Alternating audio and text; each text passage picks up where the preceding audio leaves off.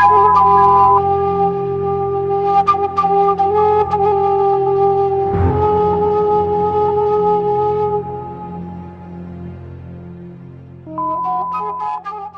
Dr. Tariq Rahman, serving as professor in the Beacon House National University.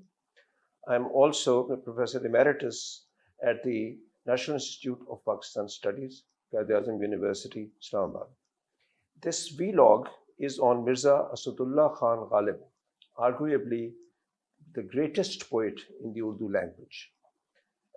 He lived from 1797 and died in 1869. That is, he is mostly a 19th century Urdu poet. However, his work reverberates with people even now, and that is why I'm doing this work upon him. Now, I'm going to talk about mostly Diwan-e-Ghalib in Urdu, this book, and I will follow the standard edition, which is the Arshi edition. This is called the Imtiaz Ali Arshi edition, because this is a standard edition. This Diwan comprises Ghazals as well as other poems in other genres. I'm going to talk mostly about the Ghazal. But the question arises, what is the Ghazal? Now, the Ghazal literally, it means talking of love, talking to the beloved. It is in a lot of Muslim poetry, Arabic poetry, Persian poetry, Turkish poetry, Urdu poetry, and so on. We're going to talk about Urdu poetry mostly, but we will refer to other Persian, for instance, also. The major theme of the Ghazal, as I said, is love. However, there are other themes also, such as death, existence itself, non-existence, mortality, fate, and so on. Basically, just a little bit about the Ghazal, the structure of it. There are ash'ar, which is the plural of sher or bath. Those are couplets, 2 lines. The first line of a Ghazal is called the matla. The last line is called the maqta. Now, the Ghazal has double rhyme. So this means that the last word, which comes again and again, refrain, that is called radif. The one before that is called qafiyah. So qafiyah and radif, double rhyme. The theme of every sher, every couplet can be different, is usually different. So it is bound together by the rhyme and rhythm scheme, the structure, not the theme. So thematically, it is possible to have some Ghazal on the same theme, Ghazal al-Musalsal is called, but otherwise, those are separate.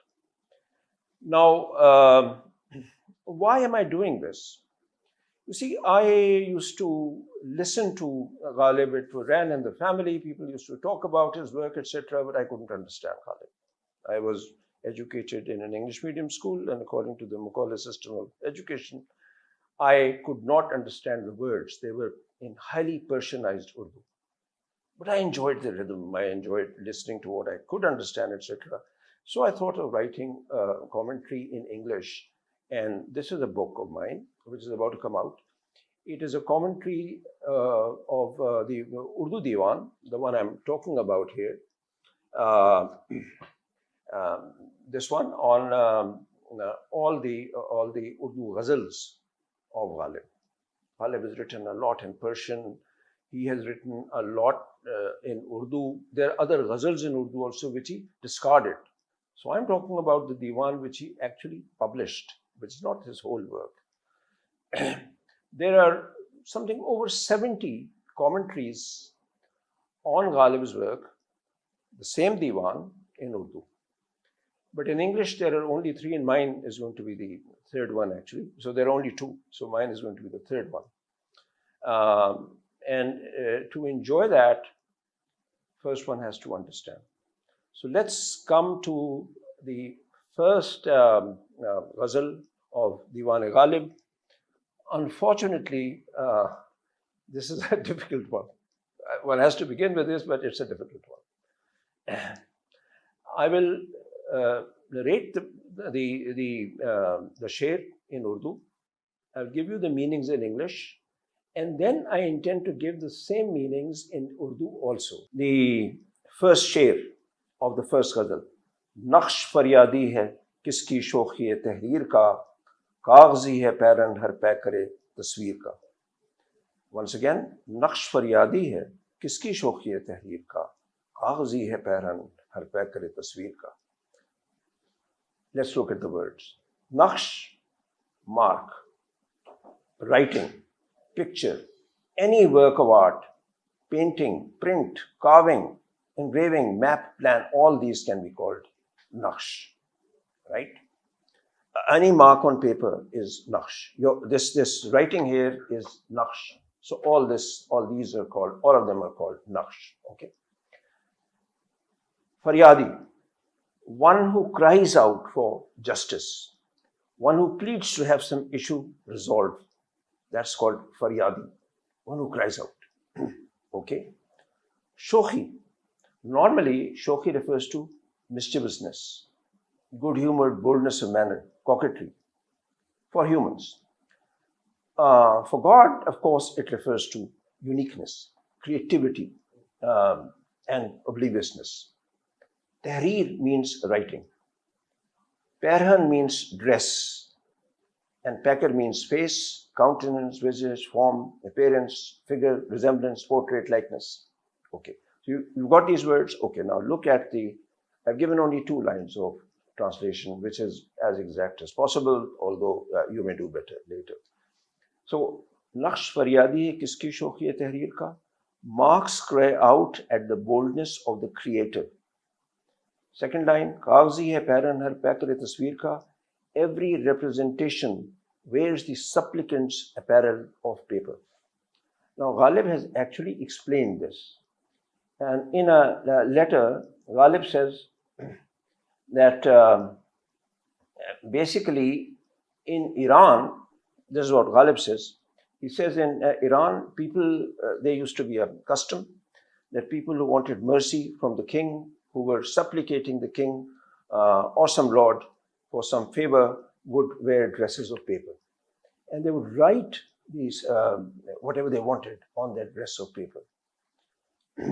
So Ghalib says that the shokhi, the creativity is that of the creator, that is God. And he says that all these creatures who are born, everything which is born, that is the mark of the creator, because all of it is being made by the creator. And they wear these dresses of supplication. Those who have explained this, Tabatabai, for instance, Maulana Hyder Ali Tabatabai, a very famous person, among the commentators of Ghalib, actually the earliest, famous one, and later on also. All of them have said that this stands like a hamd. Hamd is a poem in praise of God.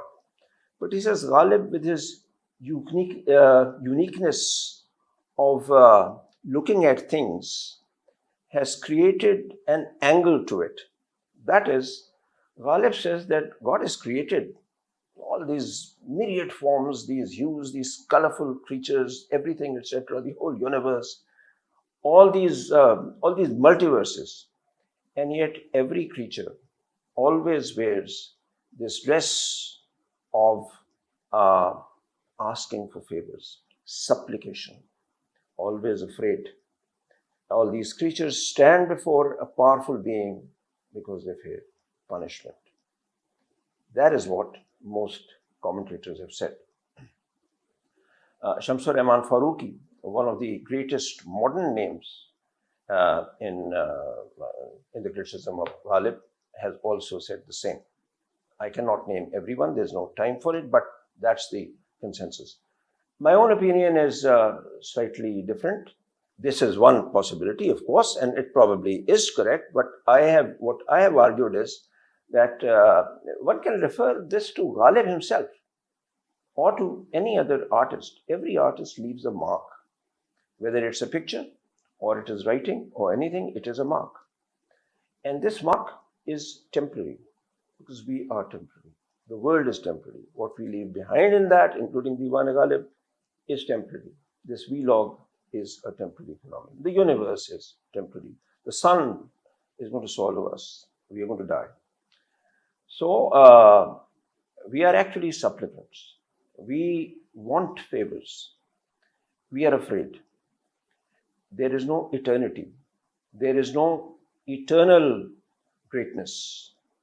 And the work of art is also short-lived, ephemeral. That is my interpretation of it. اب اسی کو اردو میں کچھ بیان کر دوں تو میرے خیال میں معنی تو آپ کی سمجھ میں آ ہی گئے ہوں گے. بہرحال دوبارہ اردو میں انہیں اگر دوبارہ پھر کر دیکھیے، نقش فریادی ہے، یعنی نقش یہاں پہ یہ ہے کہ جو کچھ بھی کسی کے ہاتھ سے لکھا گیا یا جو سامنے نظر آ رہا ہے وہ نقش ہے. اب وہ نقش فریاد کر رہا ہے، لیکن وہ کسی کی شوخی تحریر کی فریاد کر رہا ہے. وہ کس کی شوخی ہے؟ شوخی کیا ہے؟ یعنی شوخی کے اندر بہت سی چیزیں آ سکتی ہیں. یہاں پہ اگر شوخی کسی محبوب کی ہو تو وہ تو یہ ہے کہ بھئی وہ شوخی ادا کی ہو سکتی ہے، وہ شوخی بات کی ہو سکتی ہے، گفتار کی ہو سکتی ہے وغیرہ. لیکن یہاں پہ شوخی کے مطلب ہے کہ جس نے بنایا، یعنی پوری دنیا بنائی. وہ شوخی کیا ہے؟ اس دنیا میں بہت طرح کی چیزیں بنانا، وہ شوخی یہ ہے. اب اس کی تحریر پوری دنیا ہے، پورا نظام ہے، کائنات ہے. وہ تحریر کس کی ہے؟ خدا کی ہے. اب کاغذی ہے پیرن ہر پیکر تصویر کا. یعنی غالب نے یوں لکھا اپنے خط میں کہ ایران میں ایک رسم تھی کہ جب لوگ فریاد کرتے تھے تو وہ کاغذ کے لباس پہن کے بادشاہ کے سامنے حاضر ہوتے تھے، اس کے اوپر ان کی فریاد لکھی ہوئی ہوتی تھی جو وہ چاہتے تھے. یعنی یہ لوگ ہیں جو فریادی ہیں، کسی چیز کی فریاد کر رہے ہیں، کوئی چیز ان کو درست کروانی ہے اپنی زندگی میں، ڈر بھی رہے ہیں. تو وہ کہتے ہیں، غالب نے یوں اپنے خط میں لکھا کہ یہ جتنے بھی پیدا شدہ چیزیں ہیں یہ سب خوفزدہ بھی ہیں، ساتھ ساتھ بہت عمدہ ہیں، بہت رنگ ہیں ان میں، نمایاں ہیں، سب کچھ ہے، بہت طرح کی چیزیں ہیں، لیکن ساتھ ساتھ ڈر بھی رہے ہیں. تو عام طور پہ لوگوں نے تعبیر جو اس کی ہے، اردو میں 70 کے قریب لوگوں نے لکھی ہیں، یعنی غالب کے اوپر یہ شرحیں لکھی ہیں، اور انگریزی زبان میں 2 تو ہیں، اب تیسری میں نے لکھی ہے. تو اس کے علاوہ چھوٹی چھوٹی تو اور بھی ہیں، انگریزی میں بہت سی ہیں.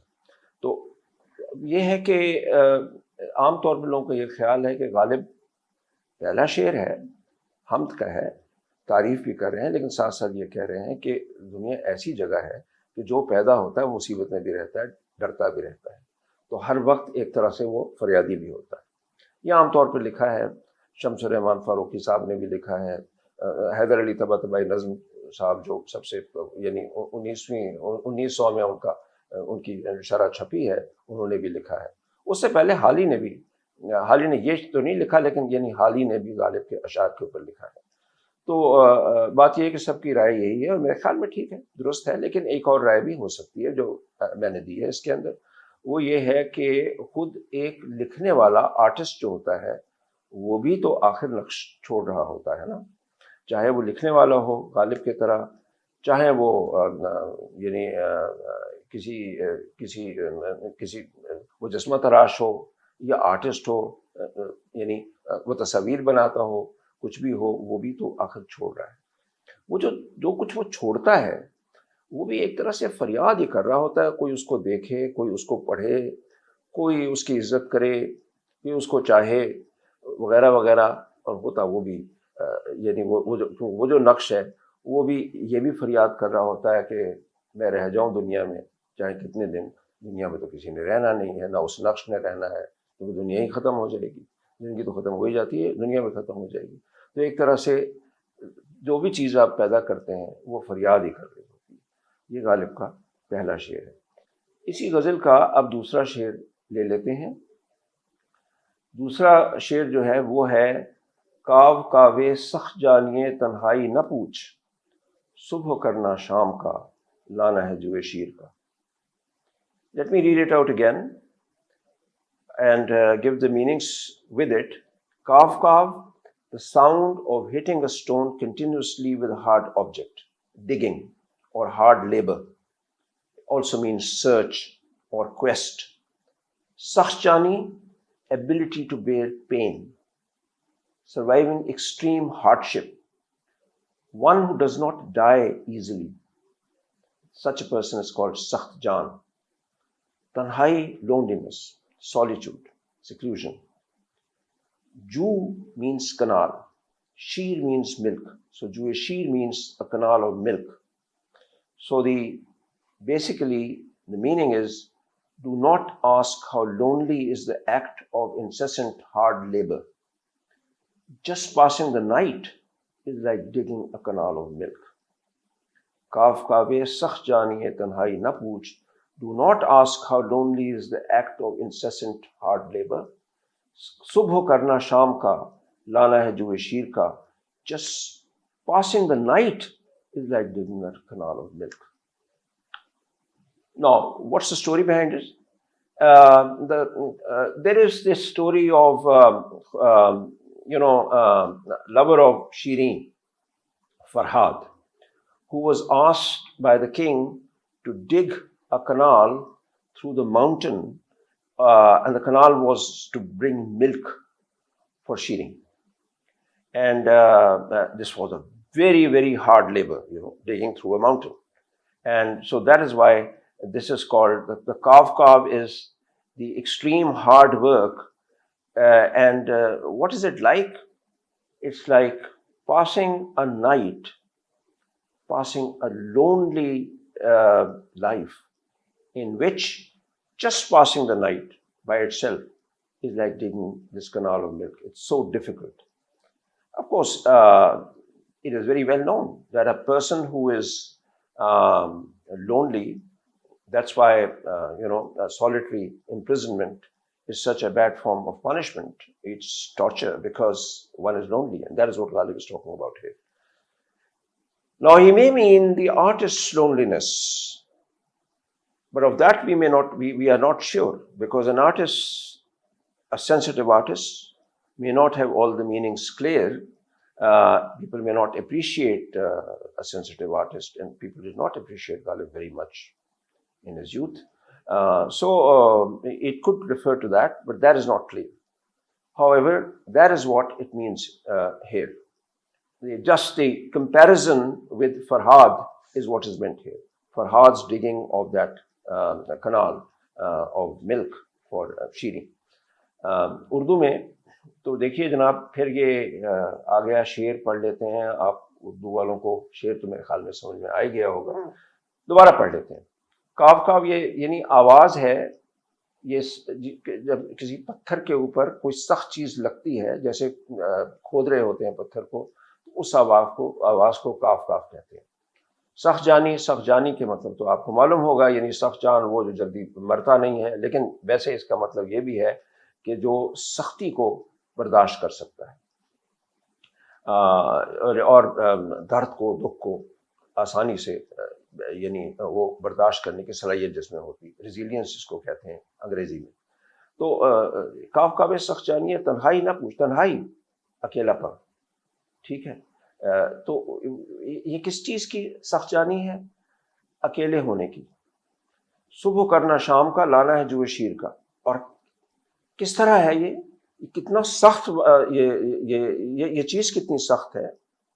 ये इस तरह है जैसे फरहाद शीरीं के लिए जब नहर खोद रहा था तो पत्थर के अंदर वो मारता था और उससे यानी वो नहर को खोदता था, वो कितना सख्त काम था। और वो जुए शीर ला रहा था। जू तो आपको मालूम है, जू का मतलब है नहर और शीर का मतलब है दूध। तो दूध की नहर जो वो खोद रहा था, इतना सख्त काम जो वो कर रहा था, ऐसे रात को सुबह करना, यानी रात से सुबह नहीं हो रही, इतना मुश्किल है। 12 घंटे गुजारना इतना मुश्किल है तन्हाई के अंदर रहना। ये गालिब का दूसरा शेर है। So now we come to the next 2 lines. जज्बा बेख्तियार शौक देखा चाहिए, सीना शमशीर से बाहर है दम शमशीर का। Let me explain every word, first in English and eventually later in Urdu. Jazba, emotion, feeling, order. Bi-ikhtiyar, out of control, excessive. Shauq, once again, is desire, order, to desire something or someone. Shamshir is sword. Dam means breath, and it also refers to the sharpness of the edge of the sword, the tempered steel of a weapon of metal, which sort of shines as if its radiance is going out of it. So the meaning of it is, the order of my desire is worthy of being observed. The order of my desire is worthy of being observed. Second line, the sharp edge of the sword has come out of the confines of its breast to smite me, to cut my neck off. So here is Ghalib saying that he, as a lover, desires the beloved so much that he metaphorically wants to be killed by her. Now, she is unresponsive, but the sword itself is responsive. So the sheen of the sword, it appears as if the radiance is coming out of it, and the reason it's coming out is to smite the lover. The sword is therefore responsive to the lover's desire, to satisfy his longing. Now, this is, of course, one of those perennial themes of the Urdu Ghazal and the Persian Ghazal, and that is unrequited love.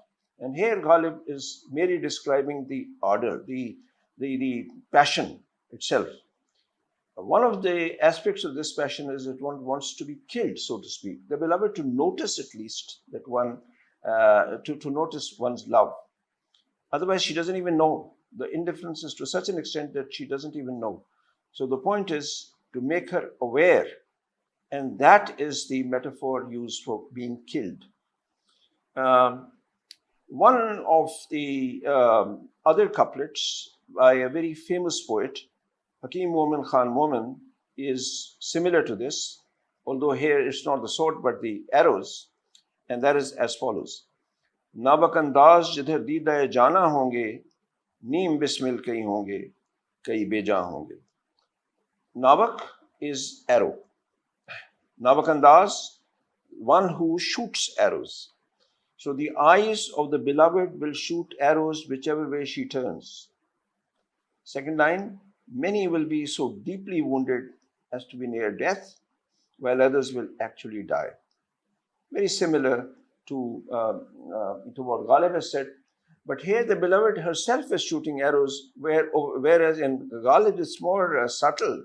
That is, the beloved is still unresponsive. One doesn't know what the beloved is thinking or doing or feeling. It is the sword itself which is responsive. अब यही हम उर्दू में इस शेर को ले लेते हैं. तो शेर पहले ये है कि जज्बाए बेख्तियार शौक देखा चाहिए, सीना शमशीर से बाहर है दम शमशीर का. यानी जज्बा मोहब्बत का, इश्क का जज्बा, वो बेख्तियार है, इतना ज़्यादा है कि उसके ऊपर शायर को कोई अबूर हासिल नहीं है, उसके बस में नहीं. वो शायर ये कह रहा है कि इसको ज़रा देखें किस कदर ये जज्बा शदीद है. सीना शमशीर से बाहर है दम शमशीर का. ये शमशीर क्या? शमशीर तलवार को कहते हैं, और जो दम है, असल में तो दम ये हम जो सांस ले रहे होते हैं इसको कहते हैं. लेकिन शमशीर का दम ये है कि जो तलवार को अगर बहुत अच्छी तरह से घिसा जाए, रगड़ा जाए, तो यूँ होता है कि जो उसका यानी उसमें से एक दमक उठती है और वो ऐसा लगता है जैसे कि लपक के तलवार से बाहर आ रही है, उसको दम कहते हैं. और सीना जाहिर है कि तलवार का यानी तलवार खुद, उसका जिस्म, तो वो जो उसकी दमक है, उसके काटने की जो तेज़ी है जो नज़र आ रही है, वो बिजली की तरह उससे लपक के बाहर आ रही है. किस लिए? ताकि आशिक की गर्दन काट दे. यानी तलवार को तो एहसास हो गया है कि इसकी मोहब्बत इतनी शदीद है कि ये चाहता है कि इस मोहब्बत को महबूब मान ले. महबूब को हुआ या नहीं ये नहीं मालूम. अब आम तौर पे اردو شاعری میں، غزل میں، فارسی اور اردو میں یوں ہے کہ محبوب کو اگر احساس ہو بھی جاتا ہے تو عام طور پہ جفا یعنی وفا نہیں کرتی یا نہیں کرتا، جفا عام طور پہ اس کی روایت ہے. بعد میں بتاؤں گا کہ کیوں یہ روایت ہے. ابھی میں مومن خان مومن کا ایک شعر پڑھ دوں جس کے اندر تلوار نہیں بلکہ محبوب جو ہے اس کی نظریں جو ہیں وہ اس شاخ کو بےتاب کر رہی ہیں اور ختم کر رہی ہیں. ناوک انداز جدھر دیدہ جانا ہوں گے، ناوک تیر، ناوک انداز یعنی تیر انداز، جدھر دیدہ جانا ہوں گے، نیم بسمل کئی ہوں گے، کئی بے جاں ہوں گے. کچھ جو ہیں وہ مرنے کے قریب ہو جائیں گے، نیم بسمل ہو جائیں گے، اور کچھ جو ہیں وہ سرے سے مر جائیں گے. یعنی اس کی نگاہیں ایسی ہیں کہ اس کو دیکھ کے کوئی جو ہے سلامت نہیں رہے گا. آگہی دام شنیدن جس قدر چاہے بچھائے، مدعا عنقا ہے اپنے عالم تقریر کا. اب یوں تو آپ کو مشکل لگا ہوگا. No, sorry, let me turn to English. Agahi, let me explain word by word. Agahi is understanding, the power to understand, cognitive ability. Okay. Dam is net. Dam is the net which one lays out. Shanidan is Persian for to hear, to listen, to attend to obey, to perceive, and so on. Mudda'a, meaning, intended purpose, suit, object, view, scope, tenor, drift, desire, all this. Basically, you accept meaning as the meaning of this. Mudda'a. Anqa, it's a fabulous word, the phoenix. It's a scarce, it's not a real word, non-extinct word, imaginary word. Alam-e-taqreer, the word of my speech, the time of my speaking, my expressing myself. Now, what is Ghalib saying? Agahi, understanding, no matter how much one tries to understand what I am saying, Agahi damish nidan jis qadar chahe bichaye. It does not matter to what extent the understanding lays out the net for understanding my meaning. It is not possible to discern all the meanings of my verse. That's what Ghalib is saying. مدعا عنقا ہے اپنے عالم تقریر کا. The real meaning is like the anka bird, non-existent. In other words, what Ghalib is saying is that my thought is so complex that it is not straightforward, that it is not possible to understand all the different meanings which I have. And that's what people used to say about his verse, that it was very difficult to understand. And Ghalib is saying this about himself too. But you see, we can actually apply it to the modern understanding of reality, which is that straightforward meaning is only one meaning. There is actually, there's a plurality of realities. It's actually not even a universe, but a multiverse. We human beings are three-dimensional beings. We can only comprehend partially.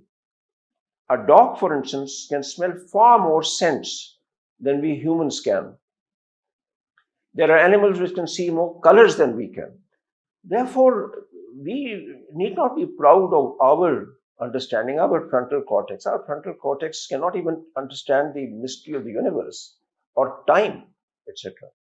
So it's not just Ghalib's poetry, but this is the human condition. We think we can know everything, but actually we cannot. اب اسی کو اردو میں آگہی دامش ندن جس قدر چاہے بچھائے، یعنی آپ کے سوچنے سمجھنے کی یہ جو قوت ہے یہاں پہ ہے دماغ میں، وہ جس قدر چاہے ایک دام بچھا لے کہ سارے معنی سمجھ میں آ جائیں، لیکن مدعا عنقا ہے اپنے عالم تقریر کا. یعنی میرا معنی جو ہے وہ عنقا چڑیا کی طرح ہے جو ملتی کہیں نہیں. یعنی میرا معنی جو ہے وہ آپ کو ملے گا ہی نہیں اپنے عالم تقریر کا. یہ جو ہم جو بول رہے ہیں، غالب صاحب جو بول رہے ہیں، وہ آپ کو معنی سمجھ میں نہیں آئے گا. اور یہ غالب اپنے اشعار کے لیے کہہ رہے ہیں. ان کو بہت سے لوگ کہتے تھے کہ آپ کے اشعار مشکل بہت ہیں، اور آپ بھی اس وقت یہی کہہ رہے ہوں گے. لیکن بات یہ ہے کہ آپ اگر سوچیں تو انسان جو ہے، یعنی ہم سب اس کے اندر ہیں. ہمیں بہت سی، ہم تو صرف اس دنیا میں اپنے یہ جو کچھ حواس ہیں، 5 حواس ہیں، ان سے کچھ دنیا کو سمجھتے ہیں. ایک کتا جو ہے وہ جب باہر نکلتا ہے تو پتہ نہیں کتنی چیزوں کو سونگھتا ہے، ہم سے بہتر سونگھ سکتا ہے. بہت سے ایسے جانور ہیں جو رنگ ہم دیکھتے ہیں کچھ اور وہ دیکھتے ہیں کچھ اور، ہم سے کہیں زیادہ دیکھ سکتے ہیں. تو ہم سب کچھ نہیں سمجھتے. تو اگر اسی شعر کو آپ ہم لوگوں کے اوپر، انسانوں کے اوپر آپ اگر یعنی آپ چاہیں تو انسانوں کے اوپر آپ لاگو کر سکتے ہیں اور کہہ سکتے ہیں کہ ہم انسان جو ہیں ہم دام شنیدن جس قدر چاہیں بچھائیں اپنے یعنی عقل مندی کا جس کو ہم سمجھ رہے ہیں وہ دام جس قدر دنیا میں چاہیں بچھا دیں، ہمیں سب کچھ سمجھ میں نہیں آئے گا. ہم خواہ مخواہ سمجھتے ہیں کہ ہم لوگ سب کچھ سمجھ سکتے ہیں، ہم سب کچھ نہیں سمجھ سکتے. اب غالب کا اس کے اندر آخری شعر آتا ہے، بس کے ہوں غالب اسیری میں بھی آتش زیر پا، منہ آتش دیدہ ہے حلقہ میری زنجیر کا. بس کے although to the extent that in as much as whereas asiri captivity, آتش fire, زیر under below, pa foot. آتش زیر پا literally it means having fire under one's feet. What does it mean? Being restless, agitated, active, dynamic. Mu means hair and dida is eye, vision, sight. Halka is loop, round shape, circle. Zanjeer is chain. So what it means is, though I am in captivity, I am as dynamic as if there was fire under my feet. The very loops of my chain are like hair which have been singed. So what is Ghalib saying here? Ghalib is saying that I am so active, I'm so dynamic that even if I am in captivity, and I am the captive of my body, the captive of the norms of the world I live in, the captive of my time and age, etc., and yet so much is my dynamic power of creativity that there is fire in me, and therefore all these loops are like loops of hair. And when loops of hair get singed, they become brittle and they break, they become weak. So nothing can bind me. A true artist's dynamism is such that nothing can bind the true artist. That's what Ghalib is saying over here. So we humans may be captives of our genes, our upbringing, our childhood experiences, socio-economic class, education, nationality, group norms, this and that, etc., everything. But for true artists, for truly for people who can transcend such things, etc., these loops are weak loops. They can transcend them. They can transcend their prejudices. They can transcend their human weaknesses. They can transcend the biases of their society, etc. They have that power to do so. اب اردو میں یہی چیز آخری شعر ہے، بس کے ہوں غالب اسیری میں بھی آتش زیر پا. تو بات یہ ہے کہ میں اسیر ہوں، یعنی کسی نے مجھے قیدی بنایا ہوا ہے، لیکن قیدی کیسا؟ جس کے پاؤں کے نیچے آگ ہے. مطلب یہاں پہ یہ ہے کہ میں قید کے اندر بھی چپ کر کے نہیں بیٹھا، میں قید کے اندر بھی ایسے ہوں جیسے جس کے نیچے پاؤں کے نیچے آگ ہوتی ہے، اچھل رہا ہوتا ہے نا وہ. تو میں اس طرح زندگی میرے پیروں میں ہے، زندگی میرے اندر ہے، میں پھر بھی چپ کر کے نہیں بیٹھا، میں پھر بھی ہاتھ پاؤں مار رہا ہوں، کوشش کر رہا ہوں، کاوش کر رہا ہوں، توڑنے کی کاوش کر رہا ہوں ان اسیرے کے حلقوں کو. اس سے ہوا کیا؟ منہ آتش دیدہ ہے حلقہ میری زنجیر کا. وہ جو زنجیر تھی وہ اس طرح ہو گئی ہے جیسے بال ہوتے ہیں نا، ان کو اگر آگ لگا دی جائے تو بال جو ہیں وہ کمزور ہو جاتے ہیں، ٹوٹ جاتے ہیں. تو وہ میرے یعنی طاقت کی وجہ سے، جو مجھ میں جوش ہے اس کی وجہ سے میرے حلقے، زنجیر کے جو حلقے ہیں وہ کمزور پڑ گئے. مطلب کیا ہے کہ اگر ہم انسان اگرچہ ہم ہمیشہ اسیر ہوتے ہیں، کہیں تو ہم پیدا ہوتے ہیں نا، وہاں کے طور طریقے، وہاں کے کسی کے خلاف نفرت ہوتی ہے، کسی اور لوگوں کے ہم خلاف ہوتے ہیں، ہمارے خیالات ایسے ہوتے ہیں جس سے لوگوں کو نقصان پہنچتا ہے، ہم کسی کے دشمن ہوتے ہیں، ہم غربت میں زندگی گزارتے ہیں، اس کے برے اثرات ہمارے اوپر ہوتے ہیں، بچپن کے اندر ہمارے ساتھ بری چیزیں ہوئی ہوتی ہیں، اس کے اثرات ہمارے اوپر ہوتے ہیں، ہم جس ملک میں رہتے ہیں وہ ہمیں جنگ کرنے کو کہتا ہے، وہ اثرات ہمارے اوپر ہوتے ہیں، نیشنلزم وغیرہ کے، یہ سب کچھ ہوتا ہے۔ لیکن اگر ہم کوشش کریں تو ہم اپنے اندر اتنی آگ پیدا کر سکتے ہیں، اتنا جوش پیدا کر سکتے ہیں کہ ہم ان سب سے بلند اٹھ سکتے ہیں، ان سب سے اوپر ہو سکتے ہیں۔ یہ جو زنجیریں جنہوں نے ہمیں باندھ رکھا ہے یہ کمزور ہو جائیں گی اگر ہم کوشش کریں۔ یہ ایسے ہو جائیں گے جیسے بالوں کو اگر آگ دکھاؤ تو بال جو ہیں وہ آپ کو پکڑ نہیں سکتے، اس طرح یہ ہو جائیں گے۔ تو یہاں پہ میں آج کا ویلاگ ختم کرتا ہوں۔ Now this is where I have finished the vlog for today. Thank you very much for listening. Please come again to this vlog. This was a difficult poem. I don't promise that others will be easier, but some certainly are. Thank you very much indeed.